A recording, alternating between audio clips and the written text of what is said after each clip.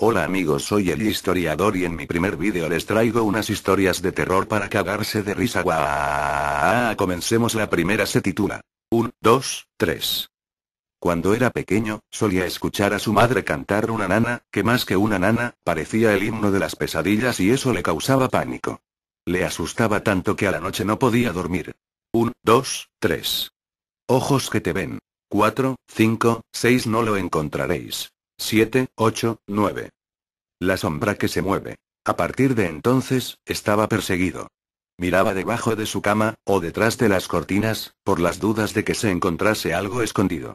Se acostaba y se cubría con las mantas, como si éstas fueran una protección contra el peligro que rondase por allí. Después de un tiempo, Leonardo había descubierto que, en realidad, nunca había nada. Aún así seguía con su manía de revisar su habitación antes de dormir. Sus padres, para su cumpleaños, le habían regalado un muñeco de peluche enorme. Pero prefirió dejarlo en el altillo. Creía que ese oso se levantaría a la noche y le desgarraría su cuello con esas garras rellenas de fibras de nylon. Pasaron los años, pero su miedo seguía en él como si todavía fuese aquel niño de 7 años. Ahora estaba por cumplir 26, pero seguía traumatizado. Nunca le pudo contar a nadie sobre su miedo. Creerían que era un inmaduro por pensar en esas cosas. Tiempo más tarde, conoció a una chica. Se pusieron de novios y al año y medio de relación, comenzaron a convivir. Una noche, ella le dijo que tenía que ir a reemplazar a una compañera que trabajaba del bar porque estaba enferma. Y esa noche, estuvo solo. Intentó dormir. Había dormido tantas noches junto a ella, que el miedo le había desaparecido. Es esa noche. Esa noche, sus más terribles miedos volvieron a él. Su madre había muerto cuando él tenía 19, por un cáncer que le habían detectado ya muy tarde. Pero aún la recordaba cantándole esa horrible nana. Se acostó en la cama y se tapó con las mantas como cuando era un chiquillo. Sonó el teléfono, pero tenía tanto miedo, que no se atrevía a salir de su guarida. Y dejó que sonara hasta que reconoció la voz del contestador. Hola, somos Leo y Dalila, déjanos tu mensaje después del tono. Escuchar esas voces le reconfortaron por un breve momento. Hola Leo, soy mamá, dijo la voz gutural del teléfono. Podía reconocerla en cualquier lugar del planeta. Un escalofrío recorrió su columna vertebral. Su cabeza parecía a punto de estallar. Su corazón galopaba a tal velocidad, que parecía un caballo desbocado. Y perdió el sentido. Sintió una mano fría recorriendo sus cabellos, acariciándolo como cuando era pequeño, el olor a violetas, todo le era demasiado familiar. Abrió los ojos. Su madre, sentada a su lado, le pasaba sus dedos huesudos y filosos por entre sus cabellos. Su cara estaba desfigurada. Trozos de piel putrefacta se balanceaban desde su rostro y una sonrisa maligna se formaba con los pedazos de labios que le quedaban. 1, 2, 3. La policía llegó al departamento. Encontró a Leo cubierto con las mantas, pálido, con los ojos desorbitados, una mueca de terror en su rostro y una horrible nana en el contestador. No hay que burlarse del diablo. Quizá ya hayas escuchado miles de cuentos y chistes donde se mofan del demonio, pero hay que tener cuidado. ¿Por qué digo esto? Lo que contaré a continuación no me lo contaron, sino que yo lo vi con mis propios ojos, y fue una experiencia totalmente traumatizante y que no se lo deseo a nadie. Hace aproximadamente 5 años, asistí a un campamento de verano que realizaría la iglesia en la cual yo me congrego. La mayoría de los que asistimos a ese campamento éramos solo jóvenes, acompañados de pastores y otros dirigentes de la iglesia. Salimos un jueves por la tarde, y pasaríamos todo el fin de semana acampando. Como era un retiro espiritual, pasamos la mayoría del fin de semana en charlas, seminarios y estudios. Pero siempre dedicábamos las noches para hacer fogatas y realizar juegos. Estábamos divididos en grupos, y cada grupo tenía a su cargo animar aquella velada y hacer más dinámica la diversión. Era sábado por la noche, ya habíamos cenado y estábamos listos para disfrutar de un buen rato. Al grupo que le correspondía animar esa noche, tenía como forma de divertir realizar una escenografía en donde imitaban al diablo. En la escena habían ángeles, demonios y el diablo. La chica, quien interpretaba el papel del diablo, empezó a desempeñar su papel muy bien. Todos nos reíamos mucho, pues las cosas que hacían eran muy graciosas y divertidas, pero de repente empezó a soplar el viento, era tan fuerte que inclinaba los árboles. Y luego pasó algo. De la fogata se levantaron enormes llamaradas de fuego que casi llegaban a nosotros. Nos levantamos de donde estábamos sentados y todos un poco asustados, nos quedamos callados.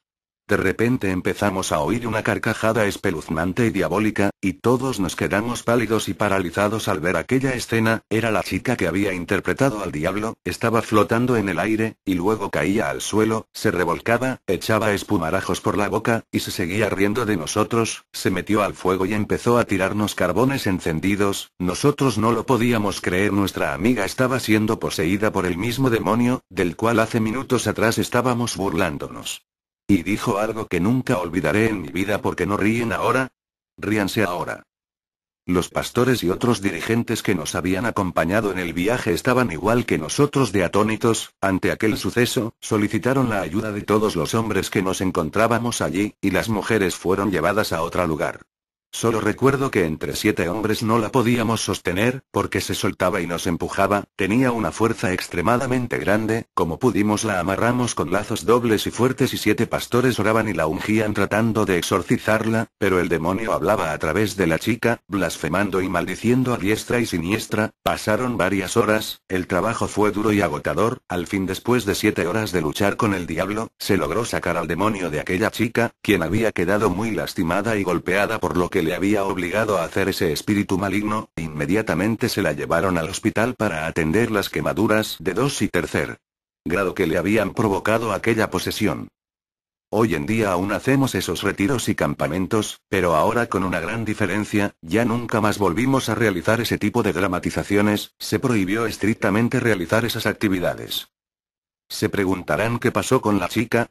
Alguien observando. A la chica protagonista de esta historia ya la conocéis, es aquella a la que hemos llamado Lorena.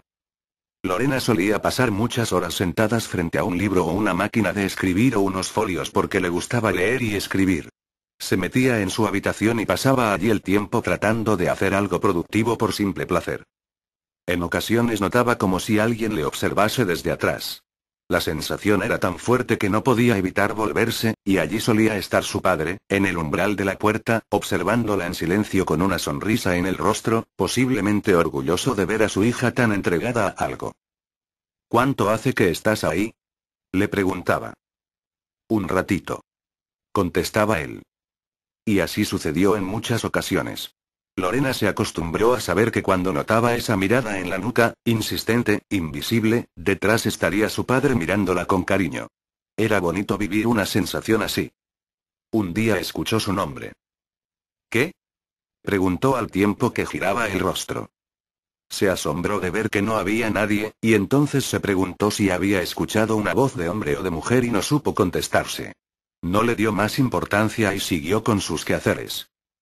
Volvió a ocurrirle, y esta vez notó que la voz estaba pegada a su oído. Quien hubiera dicho Lorena lo tenía que haber dicho en un susurro firme justo en su oreja. Pero no había nadie, estaba completamente sola en la habitación. Tampoco esta vez hubiera sabido concretar si se trataba de una voz femenina o masculina, pero lo que sí tenía claro era que lo había oído lo suficientemente fuerte como para arrancarla de sus pensamientos. Su padre murió. Alguien le dijo que aquella casa estaba llena de espíritus que desde hacía mucho tiempo esperaban la llegada de su padre, y más tarde tendría oportunidad para comprobar si aquello era cierto o no. Pero esta es otra historia, no quiero desviarme. Lorena estaba una tarde en su habitación cuando notó a su padre en el umbral de la puerta. Se giró porque sabía que estaba ahí, como siempre, y la sonrisa desapareció de su rostro cuando recordó que su padre ya no estaba.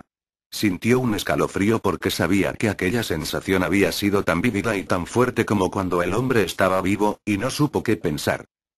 De nuevo y durante un tiempo, siguió escuchando a alguien llamarle al oído y también la mirada clavada en la nuca, pero de nuevo y durante todo ese tiempo que duró, allí ya no había nadie.